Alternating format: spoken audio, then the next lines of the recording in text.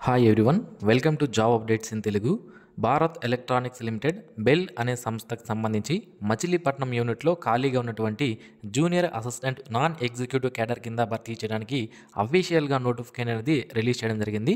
ఈ జాబ్స్ అన్నీ కూడా మనకి పర్మనెంట్ బేసిస్ పైన ఫిల్ చేస్తున్నారు. అయితే ఈ జాబ్కి అప్లై చేసే ముందు మీరు కొన్ని విషయాలు ఈ నోటిఫికేషన్ సంబంధించి తెలుసుకోవాలి.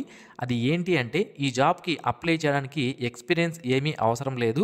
కాకపోతే Andhra Pradesh state employment state exchange ఏదైతే ఉందో దాని దగ్గర రిజిస్ట్రేషన్ అనేది చేసుకొని ఉండాలన్నమాట. అంటే తప్పనిసరిగా ఈ రిజిస్ట్రేషన్ ఉంటేనే మీరు అప్లై చేయడానికి అవకాశం అనేది ఉంటుంది. 2.6 అనే పాయింట్లో మీరు ఇక్కడ చూసినట్లయితే registration in Andhra Pradesh employment exchange is mandatory అని మనకి క్లియర్గా ఇవ్వడం జరిగింది. ఒకవేళ మీరు ఇప్పటికీ కూడా రిజిస్ట్రేషన్ అనేది ఈ ఆంధ్రప్రదేశ్ ఎంప్లాయ్మెంట్ ఎక్స్చేంజ్లో కానీ రిజిస్ట్రేషన్ అనేది చేసుకోకుండా ఉంటే ఇప్పుడు కూడా చేసుకోవచ్చు. మీరు కలెక్టరేట్ ఆఫీస్కి కానీ లేదా ఎంప్లాయ్మెంట్ ఆఫీస్కి కానీ వెళ్ళి చేసుకోవాల్సిన అవసరం లేదు. ఆన్లైన్లోనే మనకి అవకాశం అనేది కల్పిస్తున్నారు. ఆన్లైన్లో ఈ జాబ్స్ ఎంప్లాయ్మెంట్ ఎక్స్చేంజ్ సంబంధించి అప్లై చేసే లింక్స్ ఏవైతే ఉన్నాయో వాటిని నేను ఈ వీడియో కింద డిస్క్రిప్షన్లో నేను మీకు ప్రొవైడ్ చేస్తానండి. దాని ద్వారా మీరు రిజిస్ట్రేషన్ ఇక్కడ మనకి చూసుకున్నట్లయితే జాబ్ సీకర్స్ లాగిన్ అనేది కదా, మీరు ఇక్కడ నా మౌస్ అనేది స్క్రోల్ చేస్తున్నాను, మీరు ఇక్కడ చూడవచ్చు. దానిపైన క్లిక్ చేసి మొదటగా ఇంతవరకు ఎవరైతే రిజిస్ట్రేషన్ చేసుకోలేదో ఇక్కడ న్యూ జాబ్ సీకర్ అని ఉంది కదా, దానిపైన క్లిక్ చేసి మీ యొక్క బేసిక్ ఇన్ఫర్మేషన్ ఇచ్చి దీన్ని యొక్క రిజిస్ట్రేషన్ అనేది చేసుకోవచ్చు. రిజిస్ట్రేషన్ అయిన తర్వాత మళ్ళీ బ్యాక్ వచ్చి లాగిన్ అయ్యి ఆ లాగిన్లో ఉన్నటువంటి మీ యొక్క బేసిక్ డీటెయిల్స్ ఏవైతే ఉంటాయో మీ ఎడ్యుకేషనల్ క్వాలిఫికేషన్ సంబంధించి ఇతర వివరాలన్నీ కూడా ఇచ్చిన తర్వాత మనకి ఫైనల్గా ఈ ఎంప్లాయ్మెంట్ ఎక్స్చేంజ్కి సంబంధించి ఒక రిజిస్ట్రేషన్ ఐడి అనేది రావడం జరుగుతుంది. ఆ రిజిస్ట్రేషన్ ఐడి నెంబర్ అనేది మనము ఈ బెల్కి జూనియర్ అసిస్టెంట్ అనే జాబ్కి అప్లై చేసేటప్పుడు ఆ రిజిస్ట్రేషన్ నెంబర్ అనేది మనము ఇవ్వవలసి ఉంటుందన్నమాట. ఓకే, సో ఇప్పుడు మీకు క్లియర్గా అర్థమైంది అనుకుంటున్నాను. సో ఆన్లైన్లోనే మనం ఎంప్లాయ్మెంట్ ఎక్స్చేంజ్కి రిజిస్ట్రేషన్ చేసుకోవచ్చు. రిజిస్ట్రేషన్ చేసుకున్న తర్వాత ఫైనల్గా మనకి ఒక రిజిస్ట్రేషన్ నెంబర్ అనేది ఎంప్లాయ్మెంట్ ఎక్స్చేంజ్ నుంచి రావడం జరుగుతుంది. దాన్ని మనం ఈ బెల్ మచిలీపట్నంకి అప్లై చేసేటప్పుడు ఆ రిజిస్ట్రేషన్ నెంబర్ అనేది యూజ్ చేసుకోవచ్చు అనమాట. ఓకే, సో ఇక ఆల్రెడీ ఎవరైతే ఎంప్లాయ్మెంట్ ఎక్స్చేంజ్లో రిజిస్ట్రేషన్ చేసుకొని ఉన్నారో వాళ్ళకి మీ యొక్క ఎంప్లాయ్మెంట్ రిజిస్ట్రేషన్ కార్డ్ అనేది యాక్టివేషన్లో ఉండాలి. ఎప్పటి వరకు అంటే 21/2/2025 వరకు కూడా అది యాక్టివేషన్లో ఉండాలి. ఎక్స్పైర్డ్ అవ్వడం కానీ లేదా ఇన్యాక్టివ్గా ఉండడం కానీ ఉండకూడదు. 21/1/2025 నాటికి అది తప్పనిసరిగా యాక్టివ్లో ఉండాలన్నమాట. ఇక ఈ జాబ్కి సంబంధించి సెలక్షన్ ప్రొసీజర్ విషయానికి వస్తే, సో ఈ జాబ్కి మనకి మొదటగా ఎవరైతే క్యాండిడేట్స్ ప్రొవిజనల్గా షార్ట్ లిస్ట్ అవుతారో వాళ్ళకి రిటన్ ఎగ్జామినేషన్ కండక్ట్ చేస్తారు.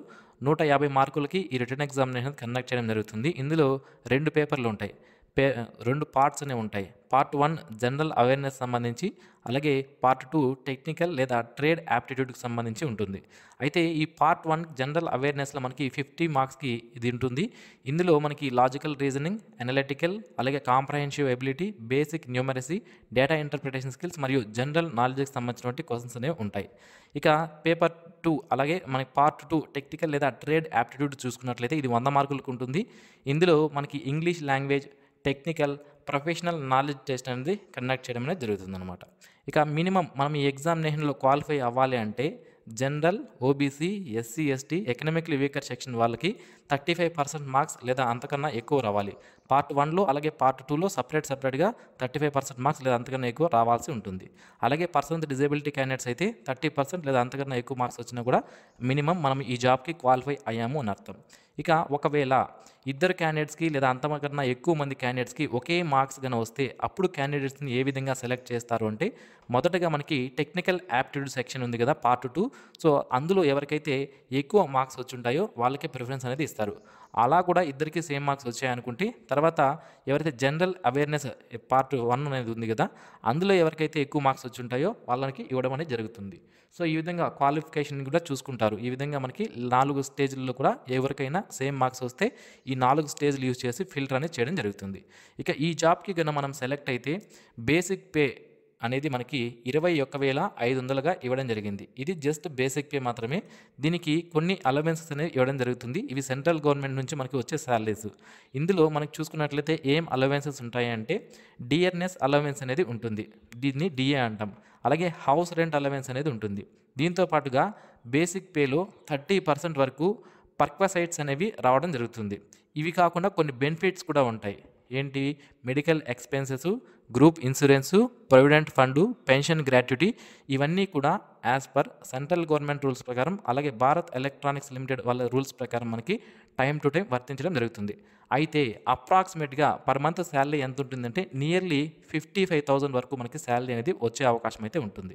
ఇక అప్లికేషన్ ఫీజు విషయానికి వస్తే general, OBC, economical weaker section వాళ్ళు ₹295 అప్లికేషన్ ఫీ అనేది పే చేయాల్సి ఉంటుంది. SC, ST, person with disability, ex servicemen క్యాండిడేట్స్కి ఫీజు నుంచి ఎగ్జామ్షన్ అనేది ఇవ్వడం జరిగింది.